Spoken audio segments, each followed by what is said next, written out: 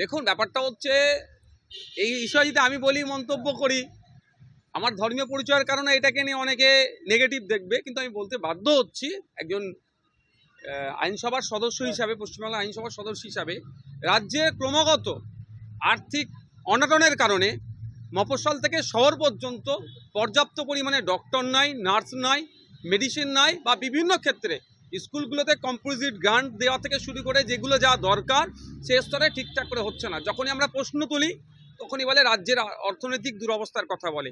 একদিকে যেমন সরকারি কর্মচারীরা ডিএ পাচ্ছে না, ঠিক তার উল্টো দিকে এই 1 লাখ টাকা করে দেওয়ার ঘোষণা করেছে। ব্যাপারটা হচ্ছে 1 লাখ দেবে কি 75,000 দেবে, 50,000, তার থেকে বড় কথা হচ্ছে রাজ্যের অর্থনৈতিক দুরবস্থা কিভাবে কাটিয়ে উঠবে তার কোনো নির্দিষ্ট পরিকল্পনা রাজ্য সরকার নিচ্ছে না। একদিকে ডিএ যারা চাইছে তাদেরকে বলছে ঘেউ ঘেউ করছে, আর উল্টো দিকে এই পুজো কমিটিকে টাকা দিয়ে বরঞ্চ এই দুর্গা উৎসবকে সমালোচনার কাছে নিয়ে যায়, দাঁড় করিয়ে দিচ্ছে। কারণ ইতিপূর্বে আমরা দেখেছি বিগত সরকারের আমলে পুজো কমিটিরা পুজোর শেষে একটা অঙ্কের টাকা চিফ মিনিস্টার রিলিফ ফান্ডে তারা দিতেন, আর আজকে এমন একটা জায়গায় দাঁড়াচ্ছে যে উল্টে টাকা দিয়ে নাকি পুজো হয়, টাকা না দিলে নাকি পুজো হবে না, এই জায়গায় দাঁড় করাতে চাইছে। মানে এটার পুরো ক্রেডিট নিতে চাইছেন যে মমতা ব্যানার্জি টাকা দিচ্ছে বলে রাজ্যে দুর্গা উৎসব হচ্ছে। কিন্তু দুর্ভাগ্যের বিষয়, আমাদের রাজ্যের অর্থনৈতিক দুরবস্থা কোথায় গিয়েছে, মানুষের হাতে টাকা নাই, তাও কিন্তু বকলমে মমতা ব্যানার্জি তাহলে দেখিয়ে দিচ্ছেন যে একটা সময় ছিল পুজো কমিটি টাকা দিত আপনার চিফ মিনিস্টার রিলিফ ফান্ডে, আর এখন উল্টে চিফ মিনিস্টার মানে সরকারের পক্ষ থেকে চিফ মিনিস্টারের পক্ষ থেকে টাকা দেওয়া হচ্ছে।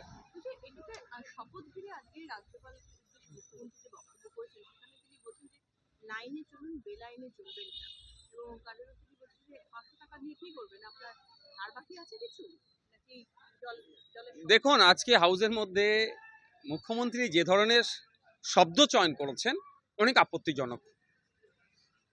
রাজ্যের মুখ্যমন্ত্রীর কাছ থেকে আমরা এই ধরনের শব্দ আশা করিনি।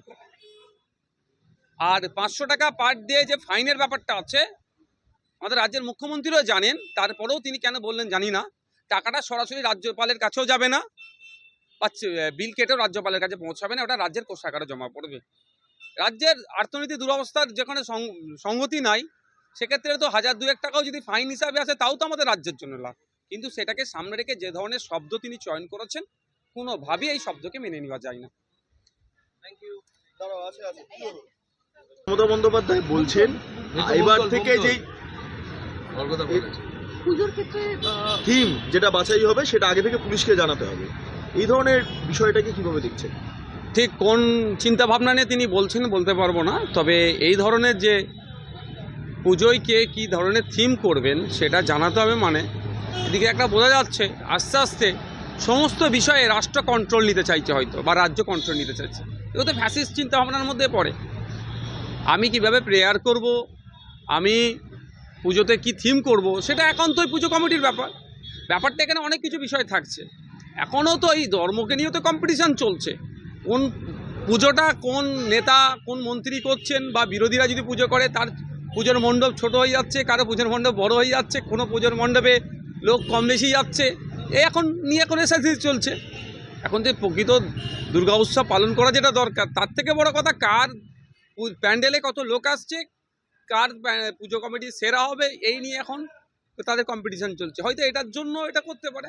তারপরেও বলবো এই ধর্মের বিষয়ে যেভাবে ক্রমশ ধর্মকে কন্ট্রোল করে নেওয়ার চেষ্টা করছে, কোনোভাবেই মেনে নেওয়া যায় না এগুলো। দেখুন, আমি যতটুকু জানি, যত দিন যাচ্ছে এগুলো নতুন নতুন করে আবিষ্কার এরা করছে। তারা ধর্মগুলোকেও কন্ট্রোলে নেবে। মসজিদ মন্দিরে তো এখন পৌঁছে গিয়েছে, টোটালটাকে কন্ট্রোল নেওয়ার জন্য এই ধরনের পারমিশন লাগবে। ধর্মচারণ আমি করব, আমাকে আবার পারমিশন লাগবে? স্বাধীন দেশ, গণতান্ত্রিক দেশ, এখানে পুরো ফান্ডামেন্টাল রাইটস আছে, ধর্মচারণের পূর্ণ স্বাধীনতা আছে। কিন্তু সেক্ষেত্রেও আপনাকে আমি বলি, বিভিন্ন সময়ে বিভিন্ন ধর্মীয় উৎসব পালন করতে গেলে, ধর্মসভা করতে গেলে নাকি পুলিশের কাছ থেকে পারমিশন নিতে হয়, এবং এই পারমিশনের অজুহাতে দেখিয়ে পশ্চিমবঙ্গ পুলিশ কিন্তু অনেক ধর্মসভা বাতিল করেছে। ঠিক যেভাবে আমরা দেখেছি বিভিন্ন পুজোর ক্ষেত্রেও পারমিশন নাই, এ নাই দেখিয়ে বাতিল করেছে।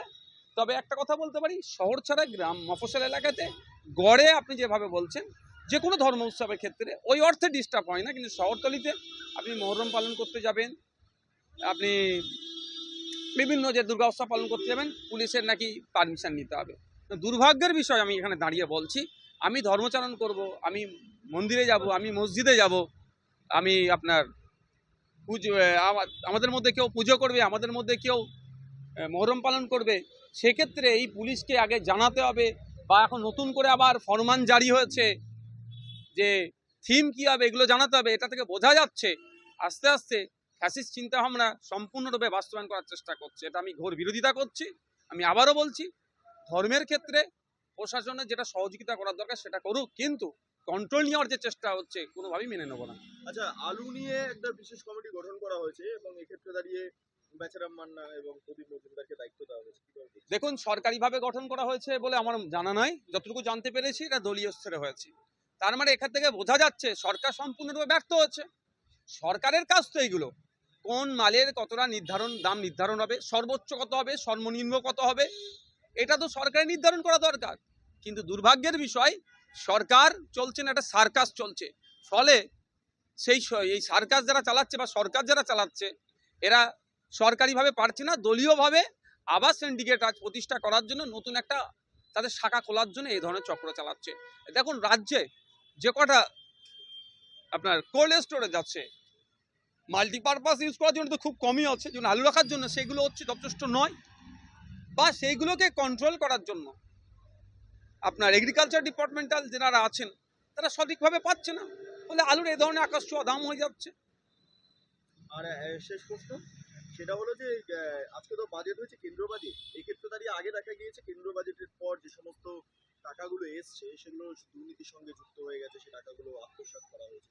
মোদ্দা বিষয় হলো যে কবে তৃণমূল কংগ্রেস সরকার তারা উন্নয়নের সঙ্গে পা মেলাবে, দুর্নীতিকে বাদ দিবে, কবে?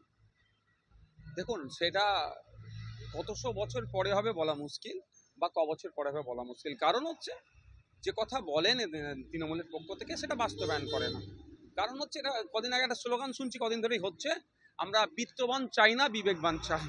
তো কারা বিত্তবান আর কারা বিবেকবান, তারও ডিফিনিশন যদি তারা দিয়ে দেয় ভালো হবে। কারণ শওকত মোল্লা সাহেবদের মতো লোকেরা, শাহজাহান শিবু উত্তমদের মতো, অনুব্রতের মতো, জাহাঙ্গীরদের মতো, কাইজার আরাবুলদের মতো নেতারা এদেরকে কোন ক্যাটাগরিতে ফেলতে চাইছে মমতা ব্যানার্জি আগে জানতে হবে। এরা বিত্তবান না এরা বিবেকবান, এদেরকে নিয়ে যদি দল চলে তাহলে এই ধরনের দুর্দিন আমাদেরকে দেখতে হবে। এরাই কি দুর্নীতিগ্রস্ত আদতে? এরা মাসেল পাওয়ার? এরা মাসেল পাওয়ার হিসাবে বিগত সরকারের আমলে ব্যবহার হতো, এখন এদেরকে জামা গায়ে জড়িয়ে দিয়ে নেতা বানিয়ে এরা এই কাজটা করে যাচ্ছে।